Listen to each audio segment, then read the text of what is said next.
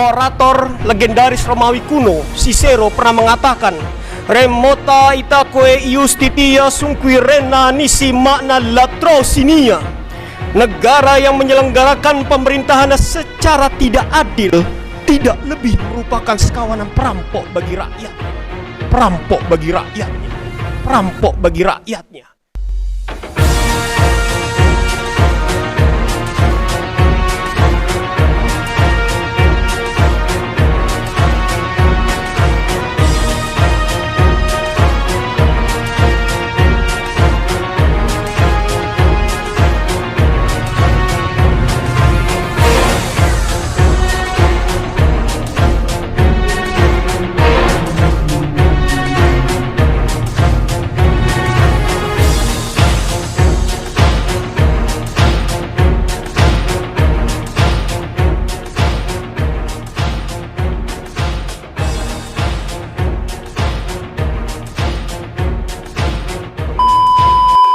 Assalamualaikum warahmatullahi wabarakatuh.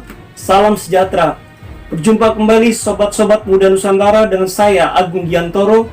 Dalam konten kali ini merupakan konten kelanjutan dari part pertama 2021 Indonesia menuju chaos. Jika pada part pertama kita mengambil subtema ramalan paranormal versus prediksi ilmiah, maka pada part kedua ini kita mengambil subtema pemicu, isu SARA atau isu kudeta. Skema Indonesia menuju chaos adalah merupakan kerangka analisa saya multidisiplin ilmu dengan menyertakan data, fakta, referensi, metodologi ilmiah dari berbagai permasalahan bangsa kekinian untuk memprediksi bangsa ini ke depan. Pada part kedua ini, saya menyertakan isu-isu kekinian yang sedang ramai menjadi perbincangan publik dan menjadi opini publik, yaitu menguatnya isu-isu SARA dan menguatnya isu konflik elit politik. Untuk mengingat kembali kepada sobat-sobat muda Nusantara, skenario Indonesia menuju chaos, maka akan kami tampilkan kembali bagiannya berikut.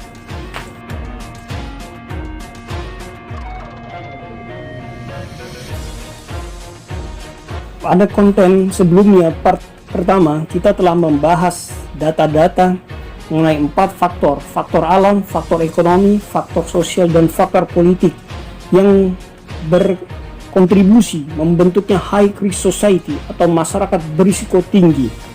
Kemudian kita akan membahas proses selanjutnya, yaitu delegitimasi kekuasaan yang bisa berujung pada chaos.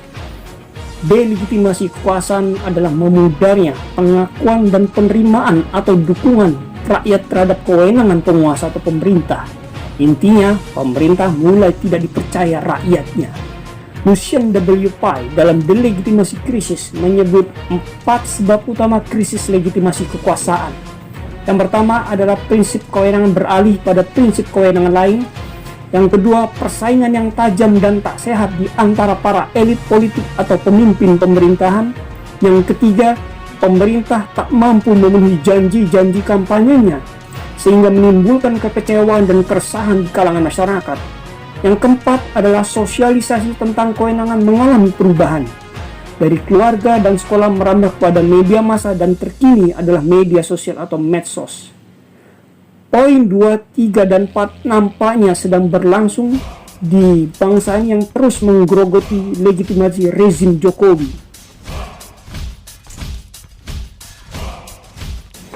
Yang kemudian kedua adalah pemicu internal dan pemicu eksternal.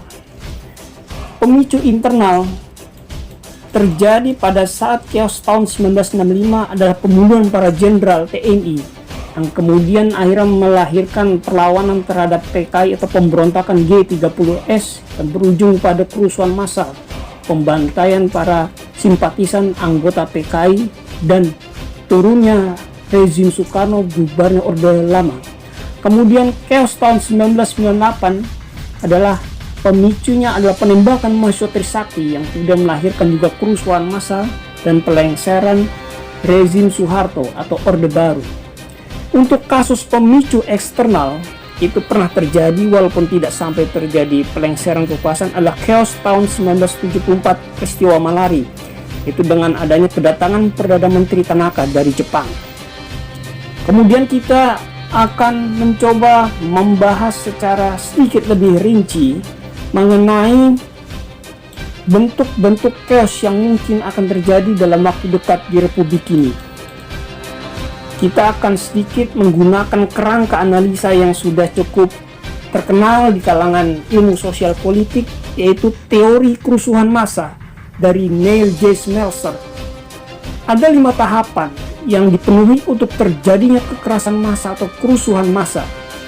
Yang pertama adalah situasi sosial yang memungkinkan timbulnya kerusuhan akibat struktur sosial tertentu, seperti tak adanya sistem tanggung jawab yang jelas dalam masyarakat, tak adanya saluran untuk mengungkapkan kejengkelan atau kemarahan publik, dan yang ketiga adalah ketimpangan sosial yang parah. Situasi sosial di Indonesia saat ini, tahun 2021, mencerminkan semua prasyarat ini.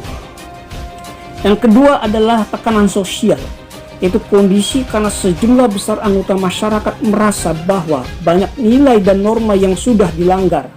Contohnya adalah mewabahnya korupsi, nepotisme dalam bentuk dinasti politik makin vulgar, kolusi yang menggilanya, oligarki bisnis, dan ketidakadilan dalam proses hukum. Tentu sobat-sobat muda Nusantara sudah cukup mahfum dengan semua peristiwa ini, seperti peristiwa bansos, korupsi bansos yang banyak dilakukan oleh kader PDIP, kemudian korupsi benur oleh kader Gerindra, kemudian dinasti politik yang makin menggila bahkan dipertontonkan oleh penguasa rejim saat ini dengan anak mantunya yang dipaksakan untuk menjadi pimpinan daerah.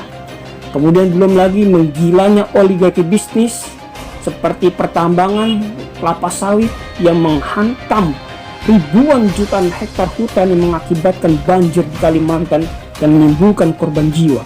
Belum lagi ketidakadilan dalam proses hukum di banyak yang dialami masyarakat. Di antaranya kita menyaksikan bagaimana peristiwa penembakan 16 laskar FPI dan peristiwa-peristiwa lain ketika banyak tokoh-tokoh aktivis kritis yang dibungkam dengan menggunakan pasal undang-undang IT. Ketiga adalah berkembangnya prasangka kebencian yang meluas terhadap suatu sasaran tertentu, misal pemerintah atau kelompok keras atau agama tertentu. Di sini sentimen SARA berkembang kuat di kalangan masyarakat, dan kita menyaksikan bagaimana sekarang isu SARA menguat kembali di awal tahun 2021 ini, seperti kasus Abu Janda, Ambrosius, Natalius Pigai, dan lain sebagainya. Sentimen negatif terhadap pemerintah dan elit politik juga makin menguat karena makin banyak rakyat yang tidak percaya kembali kepada elit-elit politik dan pemerintahan. Keempat adalah lemahnya kontrol sosial, yaitu makin memudarnya peran tokoh masyarakat dan tokoh agama dalam mengerem laju kebobrokan moral masyarakat dan penyelenggara negara. Bahkan sekarang makin banyak tokoh agama yang mendukung para pejabat-pejabat korup, makin banyak tokoh-tokoh masyarakat yang mengiyakan, mendukung secara tidak langsung berlangsungnya korupsi yang makin mewabah di masyarakat bangsa kita saat ini. Yang kelima adalah perlunya mobilisasi massa untuk beraksi, yakni adanya tindakan nyata dari massa dan mengorganisasikan diri mereka untuk bertindak.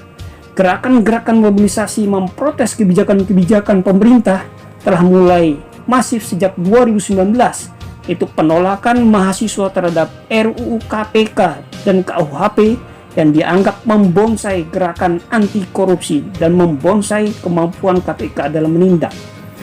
Kemudian gerakan buruh menentang undang-undang Omnibus Law itu juga luar biasa besarnya pada tahun 2020 kemarin. Dan gerakan-gerakan massa Islam progresif yang juga sering menyuarakan ketidakadilan terhadap pemerintah. Namun nampaknya gerakan-gerakan besar dan militan ini belum terkoordinir dengan baik antar elemen pergerakan, yaitu buruh, mahasiswa, dan Islam progresif. Sepertinya kelima tahapan ini yang dikemukakan oleh Neil J. Smeltzer untuk terjadinya kerusuhan massa sudah makin lengkap tersaji di Republik ini. Tinggal menunggu waktu kematangan sosial mencapai puncak dan menunggu pemicu yang pas untuk meledak menjadi suatu kerusuhan besar berskala nasional.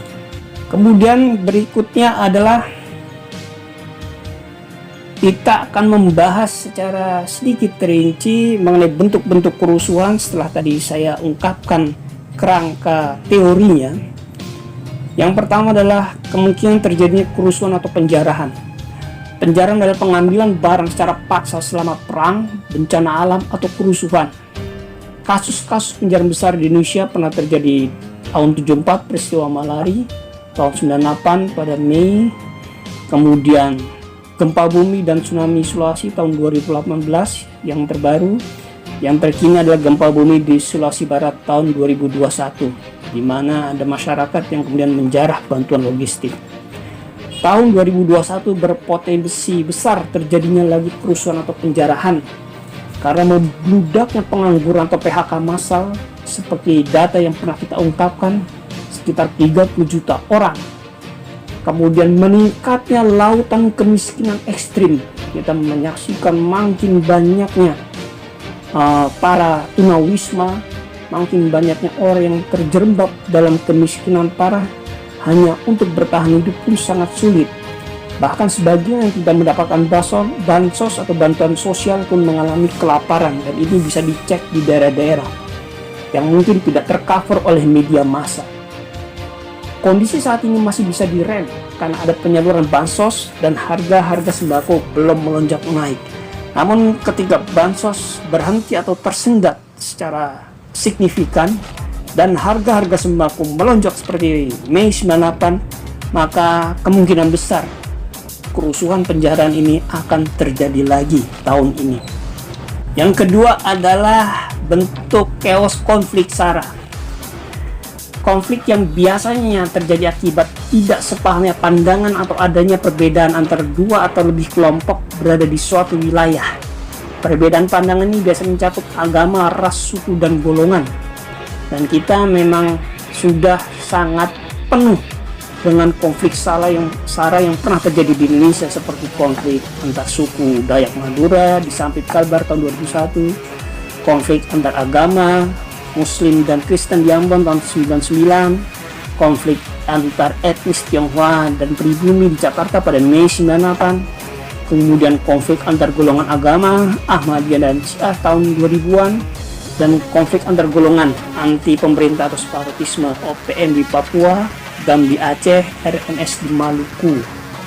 Dengan adanya kasus terbaru seperti Abu Janda, Ambrosius, Natalius Pigai, maka ini akan mengantarkan kembali, membangkitkan kembali memori-memori kolektif mengenai SARA yang bisa menguatkan kembali kebencian, membangkitkan kebencian alam bawah sadar kolektif masyarakat yang sudah terpapar pada isu SARA ini untuk menjadi bentuk nyata konflik terbuka secara fisik. Dan ini mudah-mudahan tidak terjadi, namun nampaknya melihat kondisi kekinian, potensi untuk terjadinya konflik SARA secara fisik dan terbuka itu sangat mungkin.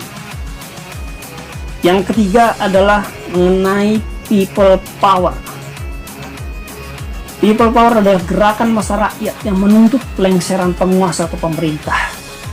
People power besar di Indonesia pernah terjadi pada dua peristiwa, yaitu peristiwa pelengseran Soekarno dan pembubaran PKI tahun 65, kemudian pelengseran Soeharto dan tuntutan reformasi tahun 98. Dari berbagai literatur ilmu sosial politik bisa disebutkan bahwa faktor-faktor yang bisa menyebabkan terjadinya people power atau gerakan massa yang menentang penguasa itu karena dua faktor, faktor sosiologis dan faktor psikologis. Faktor sosiologis diakibatkan karena masyarakat menderita deprivasi absolut seperti kehilangan, kekurangan, penderitaan seperti kekurangan sandang, pangan, dan papan. Dan nampaknya masyarakat Indonesia sudah mengalami ini beberapa tahun terakhir dan makin parah akibat pandemi ini. Yang kedua adalah faktor psikologis, diakibatkan karena masyarakat menderita deprivasi relatif. Adanya kesenjangan antara harapan masyarakat yang tinggi dengan kenyataan yang tidak sesuai. Dan faktor psikologis ini mulai menguat di kalangan grassroots sehingga emosi, psikologi yang labil bisa karena pemicu sedikit saja bisa meledak menjadi suatu bentuk kerusuhan atau pergerakan menentang penguasa. Berdasarkan data-data yang sudah dipaparkan pada konten sebelumnya atau part pertama, jelas masyarakat ini sudah mengalami kedua faktor di atas. Kemudian selanjutnya bentuk chaos berikutnya adalah perang saudara atau civil war. Perang saudara merujuk kepada suatu jenis perang di mana bukan dua atau lebih negara yang menjadi kubu yang berlawanan, namun beberapa faksi atau saudara di dalam sebuah entitas politik atau suatu negara. Dalam bahasa Inggris, perang saudara disebut civil war, yang secara harfiah artinya adalah perang warga sipil atau perang madani. Perang saudara adalah konflik berintensitas tinggi, seringkali melibatkan angkatan bersenjata reguler atau militer negara yang bersangkutan, yang berkelanjutan, terorganisir, dan berskala besar. Perang saudara dapat mengakibatkan banyak korban dan konsumsi sumber daya yang signifikan. Contoh-contoh perang saudara yang pernah kita saksikan dalam sejarah dunia adalah perang saudara Amerika, perang saudara Vietnam yang membelah Vietnam Utara Selatan, kemudian perang saudara Korea yang membelah Korea Utara dan Korea Selatan, dan terbaru peristiwa Arab Spring yaitu perang saudara Suriah dan Libya. Dalam sejarahnya berdiri Indonesia memang kita belum pernah terjadi perang saudara civil war seperti yang disyaratkan dalam teori di atas. Namun dari fakta-faktanya, fakta sosial dan politik, perang saudara berpotensi juga terjadi di Indonesia dalam waktu dekat, di mana masyarakat Indonesia baik di level elit maupun grassroots, termasuk di internal Polri dan TNI secara laten, sebenarnya telah terbelah dalam dua kutub besar, yaitu kutub pro versus kontra pemerintah dengan berbagai ikutannya baik isu sara atau golongan. Dan ini kita bisa lihat sangat jelas dalam komunikasi di medsos sejak peristiwa Pilpres kemarin 2019.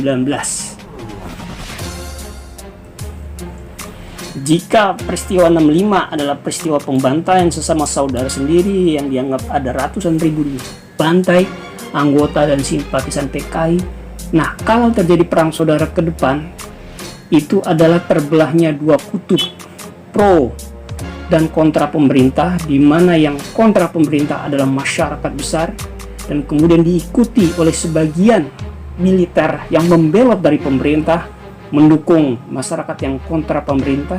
Ini akan melawan yang masyarakat pro dan tentara-tentara yang masih setia pada pemerintah. Ini bisa terjadi, kita lihat kepada perang-perang saudara seperti di Amerika, Vietnam, Korea, dan terakhir Suriah dan Libya. Mudah-mudahan tidak terjadi di Republik ini. Kemudian bentuk chaos berikutnya yang bisa terjadi adalah kudeta militer. Ini sedang ramai diperbincangkan kata kudeta, khususnya saat ramainya isu kudeta Partai Demokrat oleh Muldoko. Nah, kudeta militer adalah perebutan pengambil alihan kekuasaan negara oleh militer. Faktor umum penyebab kudeta militer adalah kepentingan militer seperti ambisi politik, kekuasaan para jenderal-jenderal atau perwira militer. Kedua adalah kepentingan logistik atau material militer. Kemudian adalah penyebab kedua, ketidakmampuan otoritas atau pemerintahan sipil. Seringkali pemerintahan sipil dinilai sangat korup dan mementingkan diri setelah kelompok atau partainya. Pemerintahan sipil dianggap tidak mampu menjalankan roda pemerintahan secara baik dan tak cakap mengelola ekonomi negara. Ketiga adalah negara dalam keadaan darurat. Ini biasanya karena pergolakan dan kerusuhan sosial di mana-mana. Kemudian juga ada pemberontakan daerah-daerah atau separatisme. Penyebab terakhir kudeta militer adalah kepentingan asing. Nah, di sini ada negara asing yang mungkin tertarik dengan sumber daya dalam suatu negara dan menggunakan militer negara tersebut untuk menjamin keberlangsungan sumber daya alam itu untuk negerinya sendiri atau negara asing berikutnya. Dalam sejarah Indonesia memang tidak pernah terjadi kudeta militer. Namun, walaupun kans atau peluang kudeta militer terjadi di Indonesia ini sangat kecil, namun bukan persoalan mustahil. Karena jika terjadi hal-hal yang disebutkan di atas, bisa saja ada 1-2 petinggi militer yang berpikir untuk melakukan kudeta militer. Namun nampaknya kita memiliki peluang yang kecil karena kita tidak pernah mengalami kudeta militer dalam sejarah Indonesia, tidak seperti Thailand atau negara-negara Afrika dan Amerika Latin.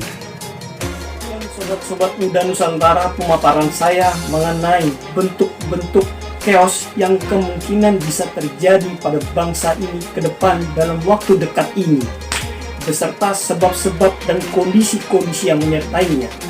Pada part ketiga atau konten selanjutnya, kita akan membahas mengenai 2 jalur atau 2 kemungkinan yang bisa dialami bangsa ini pasca chaos. Jalur pertama adalah kita tetap mengalami integrasi nasional. Di situ ada 2 kemungkinan, kita mengalami apa yang disebut reposisi atau pergantian pemerintahan pemimpin saja, atau yang kedua kita mengalami apa yang disebut revolusi, pergantian pemimpin dan pergantian tatanan bangsa ini. Atau jalur kedua yang mungkin kita juga alami dan ini sangat tidak kita inginkan, yaitu jalur disintegrasi nasional, yaitu bubarnya atau pecahnya Negara Kesatuan Republik Indonesia. Semoga berjumpa kembali pada konten ketiga. Jangan lupa komen, like, subscribe, dan sebarkan ke seluruh penjuru Nusantara. Semoga akan ada perubahan total bagi bangsa ini ke depan. Terima kasih.